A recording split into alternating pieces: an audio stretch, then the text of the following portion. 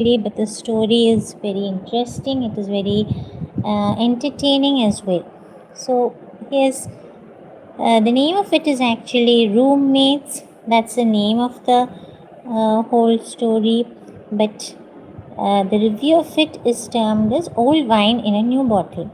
So the platform is Netflix. The genre is black comedy. It's of course in English language. It's got about 2.5 ratings.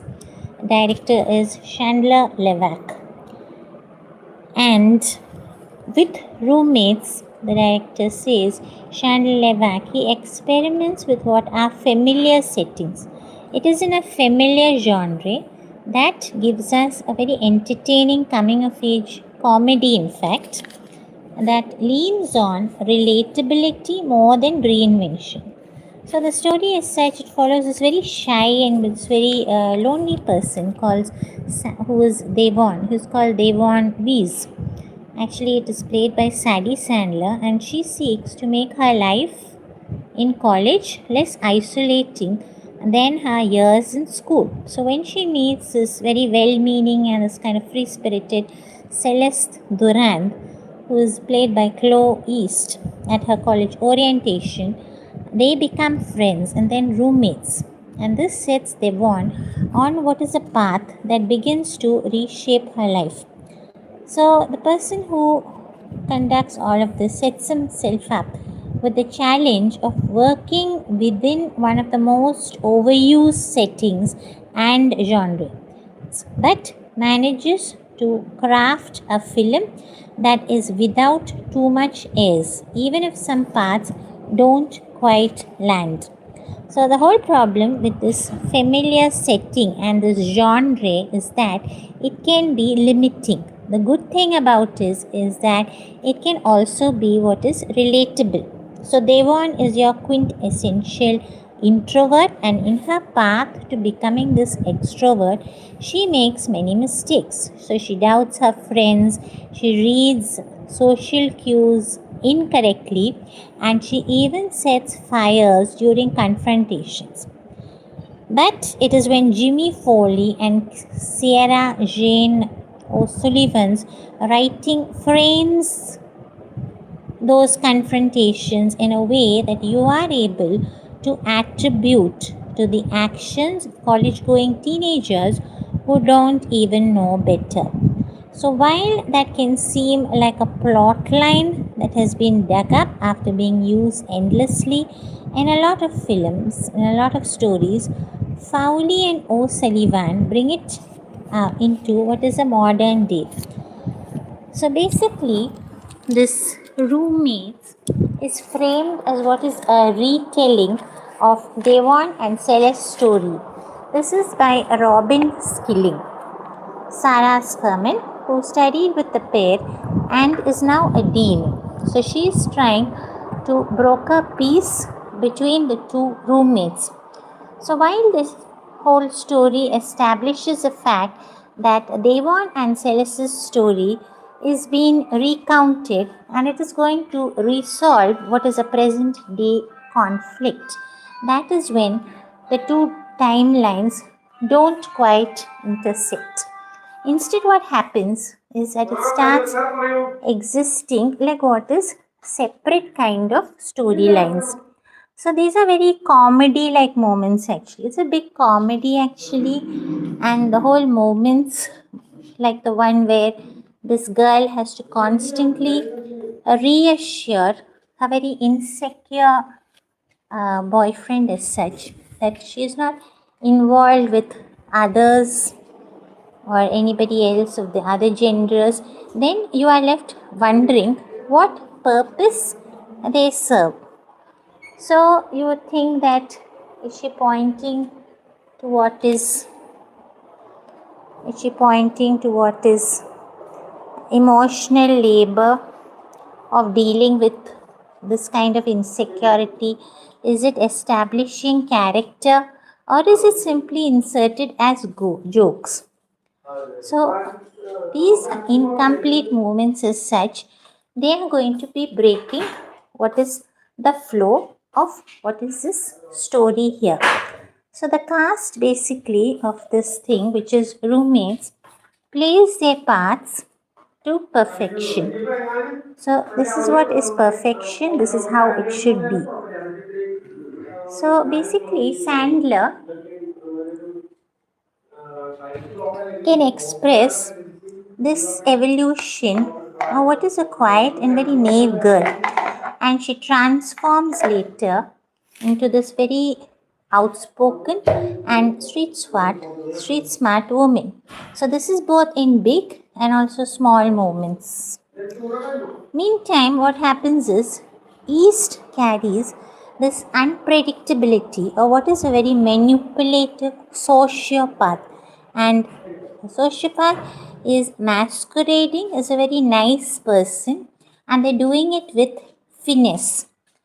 So while it is very easy to say box of this roommates is what is a second screen content or just another OTT say storyline in its very tight runtime,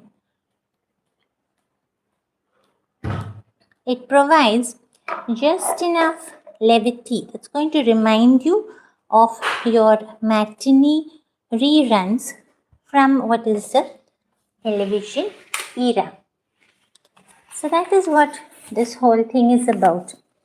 Now, if you want to see something else, say for example, this thing that is called swimming against tide. So there's this Devi, Adivi Sesh actually. Pardon for the mistake there. So there's a poster as well in the picture that shows Dacoit Ek Prem Kada. And what happens is there's this Adivi Sesh who explores this internal conflict in what is a beautiful teenage kind of story that's laced with revenge also in this Dacoit Ek Prem Kada. So what happens here is Adivi Sesh isn't just chasing trends, he's actually reacting to them. So it's a moment when this kind of films is saturated with what is the latest story, which is Dacoit Ek Prem Kada. So it pivots very deliberately in the opposite direction, and this is towards emotional fracture, it is towards intimacy as well, and also a lot of care. So the shift isn't calculated, he instincts, but it is instinctive. So when you look at all of this as an audience member first says, like when I did Shantam, everyone was making these kind of stories. So then that's when I did a thriller, he says. So with Gudachari, he says he brought back the spy genre. Now with all of these larger than life savior tropes, he was drawn to what is the softness of love amid the barrage of bullets. So Dacoit follows what is Harry and Juliet, who are beloved ones, who are estranged by betrayal. So what happens is Harry is imprisoned because of Juliet, after which he makes a false confession. Years later, he escapes and he carries both the vengeance for this and the memory of a life that they once imagined together. So the whole thing positions itself as first what is a nice caring kind of story, teenage romance, all of that first, even as it moves later into action. So this is the first romance one, and the action is only there to service that. So that's what Sesh says. So for somebody who's an actor who has recently leaned into this contained and these very internal performances in say stories like Major and Hit, the second chase, Harry marks what is a very visible shift. So the character is outward, he is emotionally legible, he is even charismatic. So that was what was new for me, as Sesh admits. The character as such is very expressive, generous also. It can be very charismatic if done right. But what happens is this performance hinges less on surface charm and more on contradiction. So Harry as a character carries both ache and also allure. These are qualities that have to coexist without tipping into what is excess. So there's a duality, there is pain, there is charm, all of that. So Shesh says the idea was actually to stay expressive. It's an idea that stayed expressive, I repeat, without becoming too loud, and it has that massy presence without falling into what is the usual tropes. So that recalibration is also a response to the industry's current excesses. So Sage is actually kind of blunt about his fatigue with this prevailing tone of it. And he says that he has gotten tired of this overdose of gore. So what he says is, I wanted to feel something fragile and maybe delicate also. So in Decoit, what happens is, this violence exists, but mostly as a backdrop rather than a destination. So it is not a rom-com, as he clarifies. If you think of it, it is like a small flower that is growing through concrete. So yes, there is violence, but it is more in the service of something more noble here. So here, the instinct as such is to shape his own narratives. And this goes back to what is necessity. So as a writer, as a director, and also as an actor, Sage began creating what were roles for himself when the industry didn't quite offer the kind of paths that he was looking for. So we didn't know how to get into a situation where the whole thing, the whole drama of it could rest on my shoulders. It was like a drama, and the whole thing could rest on his shoulders, but they didn't know how to get into a situation like that, he says. So the solution became actually writing his own thing, my own thing. So even now what happens is, writing remains functional rather than aspirational. And what he says is that acting is his first passion, and the writing that existed was only serving that. So that clarity had allowed him basically to move across genres without being locked into what is a single image. And that was transitioning from tightly wound thrillers to what is espionage dramas. So it is a nice drama, and now it moves forward to a romance that is threaded with revenge.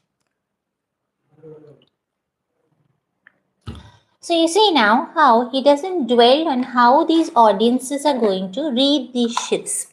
So he says, I'm not as analytical, he says. So this is just coming straight from the heart, as what he says. It comes straight from the heart. And after writing Dacoit, Sage says that he returns to the story, which is this kind of spy universe. And this is with G2. G as in capital G, say for gorilla G and 2. So G2, this expanded what was the scale of a world that he helped shape. But even there, this emphasis as such was evolving. So we wanted to take it to what was this international kind of level, national also, national and international kind of level, all at the same time. But what happened was, he also makes it personal rather than just an adventure. So that's where we stop with it.